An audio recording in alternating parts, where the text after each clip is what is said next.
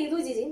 ഇന്നത്തെ എൻ്റെ വീഡിയോയിൽ ഇന്ത്യൻ കോൺസ്റ്റിറ്റ്യൂഷൻ ആൻഡ് പോളിറ്റിക്സ് എന്ന പേപ്പറിന്റെ 4ാമത്തെ ക്ലാസ്സുമായിട്ടാണ് ഞാൻ ഇന്ന് വന്നിട്ടുള്ളത്.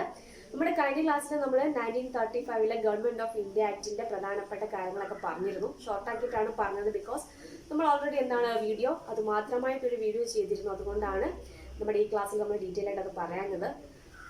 അപ്പോൾ നമ്മൾ ഇന്നത്തെ ക്ലാസ്സിൽ പറയുന്നത് ക്യാബിനറ്റ് മിഷൻ പ്ലാൻ. നമ്മുടെ നെക്സ്റ്റ് ടോപ്പിക് എന്ന് പറയുന്നത് ക്യാബിനറ്റ് മിഷൻ പ്ലാൻ ആണ്. സോ മാർച്ച് 24 ടു ജൂൺ 29, 1946 ഈ ഒരു മിഷൻ നമ്മുടെ ഇന്ത്യയിൽ എത്തുന്നത്. അതായത് ബ്രിട്ടീഷ് മന്ത്രിസഭയിലെ 3 അംഗങ്ങളാണ് പ്രധാനമായിട്ടും ഈ ഒരു ക്യാബിനറ്റ് മിഷനകത്ത് ഉണ്ടായിരുന്നത്. അതായത് ലോർഡ് പത്തിക് ലോറൻസ്, അതായത് അന്നത്തെ പത്തിക് ലോറൻസ് എന്ന പ്രഭു, അതേപോലെ തന്നെ സ്റ്റാഫോർഡ് ക്രിപ്സ്, എ.ബി. അലക്സാണ്ടർ, ഈ 3 പേര് ബ്രിട്ടീഷ് മന്ത്രിസഭയിലെ അംഗങ്ങളായിരുന്നു. ഇവരാണ് മെയിനായിട്ട് നമ്മുടെ ഈ ഒരു ക്യാബിനറ്റ് മിഷനകത്ത് ഉണ്ടായിരുന്ന മെമ്പേഴ്സ് എന്ന് പറയുന്നത്. എന്തിനു വേണ്ടിയിട്ടാണ് നമ്മൾ ക്യാബിനറ്റ് മിഷൻ പ്ലാൻ രൂപീകരിച്ചത്? അതായത് ഇന്ത്യയുടെ ഫ്യൂച്ചർ പോളിറ്റിക്സ് സിസ്റ്റത്തെ പറ്റിയിട്ട് ഒരു സ്റ്റഡി നടത്തുന്നതിന് വേണ്ടിയിട്ടാണ് ക്യാബിനറ്റ് മിഷൻ ഇന്ത്യയിൽ എത്തുന്നത്. അപ്പോൾ ഇത് അന്നത്തെ പ്രൈം മിനിസ്റ്റർ ആയിരുന്നു ക്ലെമന്റ് അറ്റ്ലി. അപ്പൊ അദ്ദേഹമാണ് കോമൺസിൽ ഇത് അനൗൺസ് ചെയ്യുന്നത്. അതായത് ഉടനെ തന്നെ ഇന്ത്യയിലെ ദേശീയ നേതാക്കന്മാരെ കാണുന്നതിന് വേണ്ടിയിട്ടും ഇന്ത്യയുടെ ഫ്യൂച്ചർ പൊളിറ്റിക്കൽ സിസ്റ്റത്തെ പറ്റി സംസാരിക്കുന്നതിനും പഠനം നടത്തുന്നതിനും വേണ്ടിയിട്ടും ഒരു ഗ്രൂപ്പ് ആൾക്കാർ ഇന്ത്യയിൽ എത്തുന്നു ഒരു അനൗൺസ്മെന്റ് നടത്തുന്നത് അന്നത്തെ പ്രൈം മിനിസ്റ്റർ ആയിരുന്നു. അപ്പോൾ ഇവര് നമ്മുടെ കോൺഗ്രസിന്റെ നേതാക്കന്മാർ, ഇന്ത്യയിലെ ദേശീയ നേതാക്കന്മാരും ഒക്കെ ആയിട്ട് ചർച്ചകളൊക്കെ നടത്തുകയും അപ്പോൾ മെയിനായിട്ട് ചില റെക്കമെൻഡേഷൻസ് ഈ ഒരു മിഷൻ മുന്നോട്ട് വെക്കുകയുണ്ടായി. അപ്പൊ അത് ഡീറ്റെയിൽ ആയിട്ട്, അത് പ്രധാനമായിട്ട് ഞാൻ 4 പോയിന്റ്സ് ആണ് ഇതിൽ പറയുന്നത്. അപ്പൊ അതെന്താണെന്ന് നോക്കാം. അപ്പോൾ മെയിനായിട്ടുള്ള റെക്കമെൻഡേഷൻ, അതിൽ ഏറ്റവും പ്രധാനപ്പെട്ട ഒന്നാണ് ഞാൻ ഈ 4ാമത് എഴുതിയിരിക്കുന്നത്. അതായത് ബ്രിട്ടീഷ് മേൽക്കോയ്മ, അതായത് ബ്രിട്ടീഷുകാരുടെ പരമാധികാരം ഇന്ത്യയുടെ മേലുള്ള, അതായത് ഇന്ത്യയുടെ മേലുള്ള ബ്രിട്ടീഷ് പരമാധികാരം അവസാനിപ്പിക്കും. അതാണ് ആദ്യത്തെ റെക്കമെൻഡേഷൻ എന്ന് പറയുന്നത്. ബ്രിട്ടീഷ് ഇന്ത്യയുടെയും ഇന്ത്യൻ സംസ്ഥാനങ്ങളുടെയും ഒരു കൂട്ടായ്മ, ഒരു യൂണിയൻ രൂപീകരിക്കണമെന്നും ഈ ഒരു മിഷൻ മുന്നോട്ട് വെക്കുകയുണ്ടായി. അതേപോലെ തന്നെ ഇന്ത്യൻ ഭരണഘടനാ നിർമ്മാണത്തിന് വേണ്ടിയിട്ട് ഒരു കോൺസ്റ്റിറ്റ്യൂവന്റ് അസംബ്ലി രൂപീകരിക്കുക. അതായത് എങ്ങനെയായിരിക്കണം ഇന്ത്യൻ കോൺസ്റ്റിറ്റ്യൂഷൻ നിർമ്മിക്കേണ്ട, അല്ലെങ്കിൽ അങ്ങനത്തൊക്കെ കൊണ്ടുവരണം. അപ്പൊ അത് നിർമ്മിക്കുന്നതിന് വേണ്ടിയിട്ട് ഒരു കോൺസ്റ്റിറ്റ്യൂവന്റ് അസംബ്ലി രൂപീകരിക്കുക തുടങ്ങിയ റെക്കമെൻഡേഷൻസ് ഒക്കെ മുന്നോട്ട് വെച്ചത് ആരാണ്? ക്യാബിനറ്റ് മിഷൻ പ്ലാൻ ആണ്. പ്രൊവിൻഷ്യൽ മേഖലയിലെ നിയമനിർമ്മാണ സഭയിലെ അംഗങ്ങളാവണം ഈ ഭരണഘടനാ നിർമ്മാണ സഭയിലെ മെമ്പേഴ്സിനെ തെരഞ്ഞെടുക്കേണ്ടത്. അപ്പൊ ഇങ്ങനെയുള്ള പ്രധാനപ്പെട്ട റെക്കമെൻഡേഷൻസ് ഒക്കെ മുന്നോട്ട് വെച്ചത് ക്യാബിനറ്റ് മിഷൻ പ്ലാൻ ആണ്. അപ്പോൾ മെയിനായിട്ടും ഇന്ത്യയുടെ ഫ്യൂച്ചർ പൊളിറ്റിക്സ് അതിനെപ്പറ്റി സ്റ്റഡി നടത്തുന്നതിന് വേണ്ടിയിട്ടാണ് ഈ ഒരു മിഷൻ രൂപീകരിച്ചത്. പ്രധാനമായിട്ടും അതിനകത്ത് 3 ആൾക്കാരെന്ന് പറയുന്നത് ആരെല്ലാമായിരുന്നു? Pethick Lawrence, Stafford Cripps, A B. Alexander. ഇവർ 3, അതായത് ബ്രിട്ടീഷ് മന്ത്രിസഭയിലെ 3 അംഗങ്ങളായിരുന്നു. അതേപോലെ തന്നെ ഈ സമയത്ത് അന്നത്തെ പ്രൈം മിനിസ്റ്റർ, അതായത് ബ്രിട്ടീഷ് പാർലമെന്റിന്റെ പ്രൈം മിനിസ്റ്റർ ആയിട്ട് ആരായിരുന്നു? ക്ലെമന്റ് അറ്റ്ലി ആയിരുന്നു അന്നത്തെ പ്രൈം മിനിസ്റ്റർ എന്ന് പറയുന്നത്. അപ്പൊ അദ്ദേഹമാണ് ബ്രിട്ടീഷ് കോമൺസിൽ ഈ ഒരു അനൗൺസ്മെന്റ് നടത്തുന്നത്. ഇവര് വരുന്നു, അല്ലെങ്കിൽ ഇവര് സ്റ്റഡി നടത്താൻ വേണ്ടി വരുന്നുവെന്നും ഇന്ത്യയുടെ ദേശീയ നേതാക്കന്മാരുമായി ചർച്ച നടത്തുന്നു എന്നൊക്കെയുള്ള ഒരു അനൗൺസ്മെന്റ് നടത്തുന്നത് അദ്ദേഹമായിരുന്നു.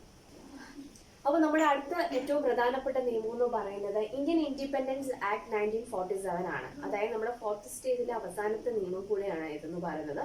ക്യാബിനറ്റ് മിഷൻ പ്ലാനിന്റെ നിർദ്ദേശപ്രകാരം 1946 ജൂലൈയിൽ ഇന്ത്യൻ ഭരണഘടനാ നിർമ്മാണ സഭയിലേക്ക് വേണ്ട തെരഞ്ഞെടുപ്പ് നടത്തുകയുണ്ടായി. എന്നാൽ ഈ തെരഞ്ഞെടുപ്പ് കഴിഞ്ഞുടൻ തന്നെ കോൺഗ്രസും അതേപോലെ തന്നെ മുസ്ലിം ലീഗും തമ്മിൽ പല പ്രശ്നങ്ങൾ രൂപപ്പെട്ടു.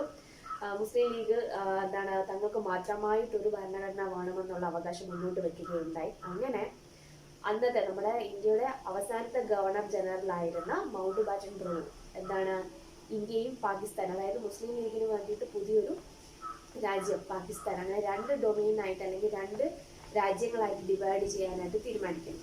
1947 ജൂൺ 3-ാം തീയതി, അപ്പൊ അന്നത്തെ അവസാനത്തെ ഗവർണർ, അതായത് ഇന്ത്യയുടെ അവസാനത്തെ ഗവർണർ ജനറൽ ആയിരുന്ന മൗണ്ട് ബാറ്റൻ പ്രഭു ഇന്ത്യയെ 2ആയിട്ട് വിഭജിക്കാൻ തീരുമാനിച്ചു. അതായത് ഇന്ത്യൻ ഡൊമൈൻ, അതുപോലെ തന്നെ പാകിസ്ഥാൻ ഡൊമൈൻ, അങ്ങനെ 2ആയിട്ട് വിഭജിക്കാൻ തീരുമാനിച്ചു. അതിന്റെ ഭാഗമായിട്ട് ബ്രിട്ടീഷ് പാർലമെന്റ് പാസ്സാക്കിയ അവസാനത്തെ നിയമമാണ് ഇന്ത്യൻ ഇൻഡിപെൻഡൻസ് ആക്ട് 1947 എന്ന് പറയുന്നത്. അപ്പൊ ഇതിനകത്ത് മെയിൻ ആയിട്ടുള്ള പ്രൊവിഷൻസ് എന്തൊക്കെയാണെന്ന് നോക്കാം. ഇതിനകത്ത് ഇമ്പോർട്ടന്റ് ആയിട്ടുള്ള കാര്യങ്ങൾ മാത്രമേ ഇതിനകത്ത് എഴുതിയിട്ടുള്ളൂ. അതായത് ഈ ഒരു നിയമം അല്ലെങ്കിൽ ഈ ഒരു ബില്ല് വരുന്നതോടുകൂടി ഇന്ത്യയുടെ മേലുണ്ടായിരുന്ന ബ്രിട്ടീഷ് രാജ്യം ഉൾപ്പെടെ ബ്രിട്ടീഷ് ഗവൺമെന്റിനുണ്ടായിരുന്ന എല്ലാ പരമാധികാരവും അവസാനിപ്പിക്കുന്നു. അതേപോലെ തന്നെ ഈ ഒരു നിയമം വരുന്നതോടുകൂടി ബ്രിട്ടീഷ് ഇന്ത്യ രണ്ടായി വിഭജിക്കപ്പെടുന്നു. ഇന്ത്യ ആൻഡ് പാകിസ്ഥാൻ അതായത് രണ്ടായിട്ട് വിഭജിക്കപ്പെടുന്നു. രണ്ട് രാജ്യങ്ങൾക്കും അവരുടേതായിട്ടുള്ള ഭരണനിർവഹണങ്ങൾ നടത്താനും അതേപോലെ തന്നെ ഭരണഘടന രൂപപ്പെടുത്താനുമുള്ള അധികാരം നൽകിയിരുന്നു. റാഡ്ക്ലിഫ് ചെയർമാനായിട്ടുള്ള ഒരു സമിതിയെ രൂപീകരിച്ചു. അതായത് ഇവർ രണ്ട് രാജ്യങ്ങളുടെയും അതിർത്തികൾ ബൗണ്ടറീസ് തീരുമാനിക്കാൻ വേണ്ടിയിട്ട്, രണ്ട് രാജ്യങ്ങളുടെ അതിർത്തികൾ നിർണ്ണയിക്കുന്നതിന് വേണ്ടിയിട്ട് റാഡ്ക്ലിഫിനെ ചെയർമാനാക്കിക്കൊണ്ട് ഒരു സമിതി രൂപീകരിച്ചു. അപ്പോൾ അവരാണ് ഇത് രാജ്യങ്ങളുടെ അതിർത്തികൾ തീരുമാനിക്കുക, അതായത് ഇന്ത്യയുടെയും പാകിസ്ഥാന്റെയും അതിർത്തികൾ നിർണ്ണയിക്കുന്നതിന് വേണ്ടിയിട്ട്. അപ്പോൾ അന്ന് നമ്മുടെ രാജ്യത്തുണ്ടായിരുന്ന എല്ലാ നാട്ടുരാജ്യങ്ങൾക്കും ഇഷ്ടമുള്ള ഡൊമിനികൾ, അതായത് ഇന്ത്യയിലോ പാകിസ്ഥാനിലോ ചേരാനുള്ള അധികാരം നൽകിയത്. അതായത് നമ്മുടെ ഇഷ്ടാനുസരണം ഏത് രാജ്യത്തിനും വേണമെങ്കിലും അതിവിടെ ഉണ്ടായിരുന്ന നാട്ടുരാജ്യങ്ങൾക്ക് ഒന്നുകിൽ ഇന്ത്യയിൽ ചേരാം അല്ലെങ്കിൽ പാകിസ്ഥാനിൽ ചേരാം. അങ്ങനെയുള്ള നിർദ്ദേശങ്ങളും ഈ ഒരു നിയമം മുന്നോട്ട് വെച്ചു. അപ്പോൾ ഈ ഒരു നിയമത്തിന്റെ ഭാഗമായിട്ടാണ് ബ്രിട്ടീഷ് ഇന്ത്യ രണ്ടായിട്ട് വിഭജിക്കപ്പെടുന്നത്. അതായത് ഇന്ത്യയിൽ നിന്നും പാകിസ്ഥാനിൽ നിന്നും രണ്ടായിട്ട് വിഭജിക്കപ്പെടുന്നത്. അപ്പോൾ അതിനുള്ള മെയിനായിട്ടുള്ള കാരണം എന്ന് പറയുന്നത് ഈ ഒരു നിയമമാണ്. അതേപോലെ തന്നെ ഈ ഒരു നിയമത്തിൽ പറയുന്നുണ്ട് പ്രധാനമായിട്ടും ഇന്ത്യയുടെ എല്ലാ കാര്യങ്ങളും, അതായത് ബ്രിട്ടീഷ് ഇന്ത്യയുടെ മുഴുവൻ സ്വത്തുക്കളും അല്ലെങ്കിൽ അന്നുണ്ടായിരുന്ന എല്ലാ സ്റ്റോറുകളും, ഗവൺമെന്റ് സ്റ്റോറുകൾ, റെയിൽവേ എല്ലാം ഉൾപ്പെടെ എല്ലാ സാധനങ്ങളും രണ്ടായിട്ട് വിഭജിക്കുക. അതായത് പാകിസ്ഥാന് വേണ്ടിയിട്ടും ഇന്ത്യക്ക് വേണ്ടി രണ്ടായി വിഭജിക്കുക. അപ്പോൾ ഈ ഒരു നിയമം വന്നതോടുകൂടിയാണ് ബ്രിട്ടീഷ് ഇന്ത്യ രണ്ടായിട്ട് വിഭജിക്കപ്പെടുന്നത്. അപ്പോൾ ഇനി നമ്മൾ പറയാൻ പോകുന്നത് നമ്മുടെ കോൺസ്റ്റിറ്റ്യൂഷന്റെ ഡെവലപ്മെന്റ്സ് നടക്കുന്നതിന്റെ 5ാമത്തെ സ്റ്റേജ്, അതായത് ആഫ്റ്റർ ദി ഇൻഡിപെൻഡൻസ് 1947 മുതൽ 1950 വരെയുള്ള ഇയേഴ്സ്. അതായതാണ് നമ്മൾ ഇൻഡിപെൻഡൻസ് കഴിഞ്ഞിട്ടുള്ള ഒരു കാലഘട്ടം. അപ്പോൾ നമ്മൾ പറഞ്ഞു 1946 ക്യാബിനറ്റ് മിഷൻ പ്ലാന്റെ നിർദ്ദേശപ്രകാരമാണ് ഭരണഘടനാ നിർമ്മാണ സഭ അല്ലെങ്കിൽ സമിതി രൂപീകരിച്ചത്. അപ്പോൾ ഇതിലേക്കുള്ള ആൾക്കാരെ ഇന്ത്യൻ ഭരണഘടന നിർമ്മിക്കുന്നതിന് വേണ്ടിയിട്ട് അല്ലെങ്കിൽ രൂപകൽപ്പന ചെയ്യുന്നതിന് വേണ്ടിയിട്ട് തിരഞ്ഞെടുക്കപ്പെട്ട സഭ അല്ലെങ്കിൽ ആ ഒരു സമിതിയാണ് കോൺസ്റ്റിറ്റ്യൂവന്റ് അസംബ്ലി എന്നറിയപ്പെടുന്നത്. അപ്പോൾ ഇന്ത്യൻ ജനതയെ അവരുടെ ആഗ്രഹങ്ങളും ജനാധിപത്യവും അവരുടെ അഭിലാഷങ്ങളൊക്കെ പൂർത്തീകരിക്കുന്നെങ്കിൽ നമ്മുടെ വാല്യൂസിനൊക്കെ ഇമ്പോർട്ടൻ്റ് കൊടുത്തുകൊണ്ടാണ് ഭരണഘടന നിർമ്മിക്കുക അല്ലെങ്കിൽ അത് വേണ്ട കാര്യങ്ങളൊക്കെ ചെയ്യാൻ വേണ്ടിയിട്ട് സമിതി തയ്യാറായിരുന്നു. 1946 ഡിസംബർ 9 ന്യൂഡൽഹിയിൽ വെച്ചിട്ടാണ് ഇതിന്റെ ആദ്യത്തെ മീറ്റിംഗ് നടക്കുന്നത്. അതേപോലെ തന്നെ മുസ്ലിം ലീഗും ഇന്ത്യൻ നാഷണൽ കോൺഗ്രസിന്റെ മെയിനായിട്ടുള്ള ആൾക്കാർ എല്ലാവരും തന്നെ ഈ മീറ്റിംഗിൽ പങ്കെടുത്തിരുന്നുവെങ്കിലും പ്രധാനമായിട്ടും ജവഹർലാൽ നെഹ്റു അവതരിപ്പിച്ച ഒബ്ജക്റ്റീവ് റെസൊല്യൂഷൻ ലക്ഷ്യപ്രഖ്യാപന പ്രമേയമാണ് ഇതിൽ വളരെ ശ്രദ്ധേയമായ ഒന്നെന്ന് പറയുന്നത്. ജനുവരി 22, 1947 ജനുവരി 22 ഈ ഒരു പ്രമേയം എല്ലാവരും അംഗീകരിക്കുകയും ചെയ്തിരുന്നു. ഈ പ്രമേയത്തിൽ മെയിനായിട്ട് പറയുന്നുണ്ട് ഇന്ത്യ എന്ന് പറയുന്നത് അല്ലെങ്കിൽ നമ്മുടെ രാജ്യം സോവറിൻ ഡെമോക്രാറ്റിക് റിപ്പബ്ലിക് ആകുന്നു എന്നുള്ള പ്രഖ്യാപനം നടത്തുന്നത് ഈ ഒരു ഒബ്ജക്റ്റീവ് റെസൊല്യൂഷനകത്തൂടെയാണ്. അതേപോലെ തന്നെ ഇന്ത്യയുടെ കോൺസ്റ്റിറ്റ്യൂഷൻ നിർമ്മിക്കുമ്പോൾ അതിന്റെ ആമുഖമായിട്ട് ഈ ജവഹർലാൽ നെഹ്റു അവതരിപ്പിച്ച ഒബ്ജക്റ്റീവ് റെസൊല്യൂഷൻ മാറുകയും ചെയ്തു. അപ്പോൾ ഈ നമ്മുടെ ആദ്യത്തെ മൊഡ്യൂൾ, അതായത് ഇന്ത്യൻ കോൺസ്റ്റിറ്റ്യൂഷൻ എന്ന പേപ്പറിന്റെ ആദ്യത്തെ മൊഡ്യൂൾ ആദ്യത്തെ മൊഡ്യൂൾ തന്നെ ഇന്ത്യൻ കോൺസ്റ്റിറ്റ്യൂഷനുള്ള മൊഡ്യൂളാണ്. അതിന്റെ അവസാനത്തെ ടോപ്പിക് അതായത് ഡ്രാഫ്റ്റിംഗ് കമ്മിറ്റി, ഇനി അതാണ് നമുക്ക് പഠിക്കാനുള്ളത്. 1947 ആഗസ്റ്റ് 29 ഡ്രാഫ്റ്റിംഗ് കമ്മിറ്റി രൂപീകരിക്കുന്നത്. ഡോക്ടർ BR അംബേദ്കറുടെ ലീഡർഷിപ്പിൽ 7 പേര് അടങ്ങുന്നതായിരുന്നു ഈ സമിതി എന്ന് പറയുന്നത്. അപ്പോൾ ഇതിന്റെ ആദ്യത്തെ ഡ്രാഫ്റ്റ് അതായത് ഇന്ത്യൻ കോൺസ്റ്റിറ്റ്യൂഷന്റെ ആദ്യത്തെ രൂപരേഖ 1948 ജനുവരിയിലാണ് പബ്ലിഷ് ചെയ്യുന്നത്. പിന്നീട് ജനങ്ങളുടെ പരിഗണനയ്ക്ക് വേണ്ടിയിട്ട് അത് പല ചർച്ചകൾ നടത്തുകയും ജനങ്ങൾക്ക് വേണ്ടി അത് ആദ്യത്തെ രൂപരേഖ ജനങ്ങൾക്ക് സമർപ്പിക്കുകയും പിന്നീട് പല ചർച്ചകൾ നടക്കുകയൊക്കെ ചെയ്തു. പിന്നീട് രണ്ടാമത് അത് പിന്നെ അതിന്റെ രൂപരേഖ തയ്യാറാക്കി. അങ്ങനെ അവസാനം മൂന്നാമത്തെ അതായത് ഇതിന്റെ ഒരു ഫൈനൽ ഡ്രാഫ്റ്റ് കൊണ്ടുവരുന്നതെന്ന് പറയുന്നത് 1948 ജനുവരി 1948 പിന്നീട് ഇത് അപ്രൂവ് ആവുന്നത്, അതായത് എല്ലാവരും അംഗീകരിക്കുന്നത്, ഇന്ത്യൻ കോൺസ്റ്റിറ്റ്യൂഷൻ അംഗീകരിക്കുന്ന ഡേറ്റ് എന്ന് പറയുന്നത് നവംബർ 26, 1949 അപ്പോൾ വൺ വേർഡ് ഉറപ്പായിട്ടും ചോദിക്കും.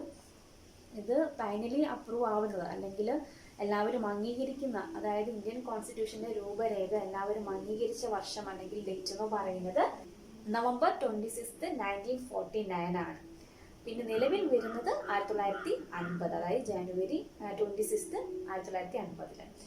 അപ്പോൾ ഈ ഒരു ഫൈനൽ സെക്ഷൻ നടക്കുന്ന സമയത്ത്, അതായത് 1950 ജനുവരി 24 ഇതിന്റെ സമ്മേളനം നടക്കുന്ന സമയത്ത്, അതായത് ഈ ഒരു ഡ്രാഫ്റ്റിംഗ് കമ്മിറ്റിയുടെ അവസാനത്തെ സമ്മേളനം നടക്കുന്ന സമയത്ത് ഇന്ത്യയുടെ ആദ്യത്തെ പ്രസിഡന്റ് ആയിട്ട്, അതായത് റിപ്പബ്ലിക് ഇന്ത്യയുടെ ആദ്യത്തെ പ്രസിഡന്റ് ആയിട്ട് ഡോക്ടർ രാജേന്ദ്ര പ്രസാദിനെ തെരഞ്ഞെടുക്കുന്നു. അപ്പോൾ ഡോക്ടർ രാജേന്ദ്ര പ്രസാദിനെ ഇന്ത്യയുടെ റിപ്പബ്ലിക് ഇന്ത്യയുടെ ആദ്യത്തെ പ്രസിഡന്റായിട്ട് തിരഞ്ഞെടുക്കുന്നു. അതേപോലെ തന്നെ ഇന്ത്യൻ കോൺസ്റ്റിറ്റ്യൂഷൻ നിർമ്മിക്കാൻ എടുത്ത കാലയളവെന്ന് പറയുന്നത് 2 വർഷവും 11 മാസവും 18 ദിവസവുമാണ്. നമ്മുടെ ആദ്യത്തെ മൊഡ്യൂൾ ഇവിടെ അവസാനിക്കുകയാണ്. ആദ്യത്തെ മൊഡ്യൂളിൽ വളരെ ഇമ്പോർട്ടൻ്റ് ആയിട്ടുള്ള എല്ലാ ടോപ്പിക്കും നമ്മൾ പറയുണ്ടായി. ഞാൻ ചില നിയമങ്ങളൊക്കെ ഞാൻ സെപ്പറേറ്റ് വീഡിയോ ചെയ്തത് കൊണ്ടാണ് അതൊക്കെ വളരെ ഷോർട്ടാക്കി പറഞ്ഞു പോയത്. അപ്പോൾ അടുത്ത വീഡിയോയിൽ നമ്മൾ അടുത്ത മൊഡ്യൂളുമായിട്ട് എത്തുന്നതാണ്.